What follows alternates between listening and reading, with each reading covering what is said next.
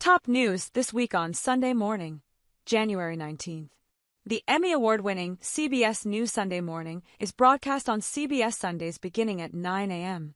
Cover story: writing the first draft of President Biden's legacy. President Biden leaves office this week with significant legislative and policy achievements, the effects of which may not be seen for years. But in spite of those successes, Biden's legacy likely rests largely in the hands of his successor, Donald Trump. CBS News chief White House correspondent Nancy Cordes talks with Atlantic staff writer Franklin Foer and New Jersey Governor Phil Murphy about how history will remember Joe Biden. Franklin Foer, staff writer, The Atlantic, The Last Politician. Inside Joe Biden's White House and the Struggle for America's Future by Franklin Foer, Penguin Press, in hardcover, trade paperback, ebook and audio formats, available via Amazon, Barnes & Noble and Bookshop.org. Governor Phil Murphy, Democrat, New Jersey. Sunday Morning looks back at historical events on this date. Art. Tamara de Lempicka's vibrant life and art. Tamara de Lempicka, 1894 to 1980, one of the giants of early 20th century modernism, is now the subject of the first ever U.S. retrospective of her works. Correspondent Faith Saley visits the De Young Museum of San Francisco to learn how Lempicka's glamorous figurative paintings of the modern woman played an important role in defining the aesthetic of Art Deco, and why Lempicka herself is so little known compared to other modern masters. Exhibition, Tamara de Lempicka, at the De Young in San Francisco through February 5th, and at the Museum of Fine Arts, Houston, March 9th to May 26th. Catalog, Tamara de Lempicka, Yale University Press, available in hardcover format, via Amazon, Barnes & Noble and Bookshop.org. Tamara de Lempicka official site. TV. Inside Beyond the Gates, TV's newest soap opera. In the world of daytime network TV, only 3 long-running soap operas have survived. But in February, CBS is launching a new one, Beyond the Gates, which traces a prominent African-American family living in a gated community outside of Washington, D.C. Correspondent Nancy Giles goes behind the scenes of the new series and talks with the creatives and actors who say you've never seen a soap like this. Books. Perle Mesta, the renowned social queen of Washington. The widow of a steel magnate, socialite Perle Mesta, 1998 to 1975, used her fortune to host inclusive dinner parties in Washington, D.C., becoming known as the hostess with the most on the ball, after Irving Berlin celebrated her in the musical Call Me Madam. Mesta became one of the most famous women in the world, and her influence on politics and on the social scene is examined by Meryl Gordon in her new biography, The Woman Who Knew Everyone. CBS News' Erin Moriarty talks with Gordon, with 99-year-old former journalist Marie Ritter, who attended some of Mesta's parties, and with Washington insider Sally Quinn, who doubts that any power broker today could pull off what Mesta once did so brilliantly, getting Democrats and Republicans to sit down at a dinner table and see eye to eye.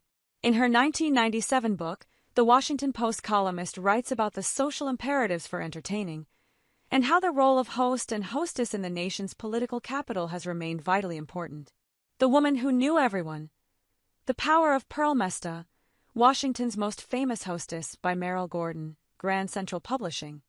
In hardcover, ebook and audio formats, available via Amazon, Barnes & Noble and Bookshop.org. The Party, a guide to adventurous entertaining by Sally Quinn, Simon & Schuster, in trade paperback format, available via Amazon, Barnes & Noble and Bookshop.org. Marie Ritter, Piedmont Environmental Council.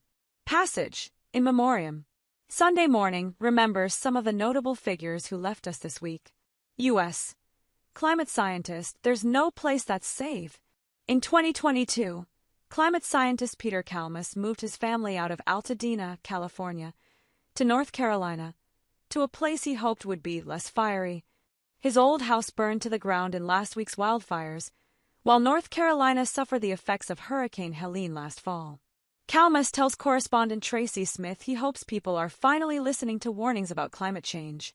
Smith also talks with amateur meteorologist Edgar McGregor, who warned his fellow Altadena residents to get out as the flames approached, and with John Valiant, author of Fire Weather, On the Front Lines of a Burning World.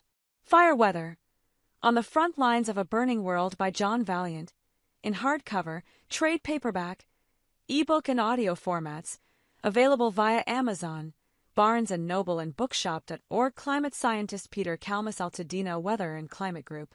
U.S. Heroes. Steve Guttenberg on assisting during the Palisades wildfire and caring for his personal hero. As the Palisades fire exploded, Steve Guttenberg, one of the biggest movie stars of the 1980s and 90s, was moving abandoned cars so emergency vehicles could get through. 6 sleepless days later, and with much of his hometown reduced to ruins, he was still there to help protect his and his neighbors' homes. He spoke with CBS News contributor Lisa Ling about the importance of making a difference, and about caring for his late father, Stanley, whom he calls his anchor, and whom he writes about in the book Time to Thank. Caregiving for My Hero. Time to Thank. Caregiving for My Hero by Steve Guttenberg. In his memoir, the actor writes of his father and the relationship they shared through their final years together, when Guttenberg dedicated himself to becoming a caregiver after his dad was diagnosed with kidney failure. Time to Thank. Caregiving for My Hero by Steve Guttenberg, Post Hill Press, in hardcover, ebook and audio formats, available via Amazon, Barnes & Noble and bookshop.org. Politics.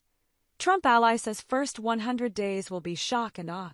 President-elect Donald Trump's return to the White House is the culmination of a political comeback that many in both parties believed would never happen. Now, Trump is promising swift action despite paper-thin GOP majorities in Congress.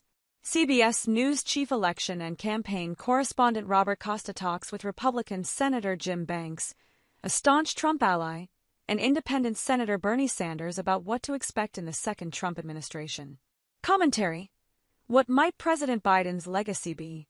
Presidential historian Douglas Brinkley looks at the considerable, often heroic achievements of the administration of Joe Biden, and at the mistakes that may color historians' view of his presidency as Donald Trump, a man Biden warned is a threat to democracy, re-enters the White House. From the archives. David Lynch on Transcendental Meditation YouTube video. Director David Lynch, renowned for such visionary and surreal works as Blue Velvet, Twin Peaks and Mulholland Drive, died on January 16, 2025 at age 78. A longtime practitioner of Transcendental Meditation, or TM, and founder of the David Lynch Foundation for Consciousness-Based Education and World Peace, he spoke in 2016 with Sunday Morning correspondent Mo Rocca about the effects of TM. Rocca also visited a Los Angeles school, where Lynch guided students on the benefits of meditation. From a report that originally aired January 3, 2016. From the archives. A visit with Mr. Baseball Bob Uecker video. Milwaukee Brewers announcer Bob Uecker died Thursday, January 16 at the age of 90. In this 2024 profile by 60 Minutes correspondent John Wertheim, Uecker talked about his love for baseball and how it has manifested in his adjacent careers as actor, commercial pitchman, and TV talk show guest. The Emmy Award-winning CBS News Sunday Morning is broadcast on CBS Sundays beginning at 9 a.m. Eastern Time. Executive producer is Rand Morrison. DVR alert. Find out when Sunday Morning airs in your city. Sunday Morning also streams on the CBS News app beginning at 11 a.m. You can also download the free Sunday Morning audio podcast at iTunes and at play.it. Now you'll never miss the trumpet.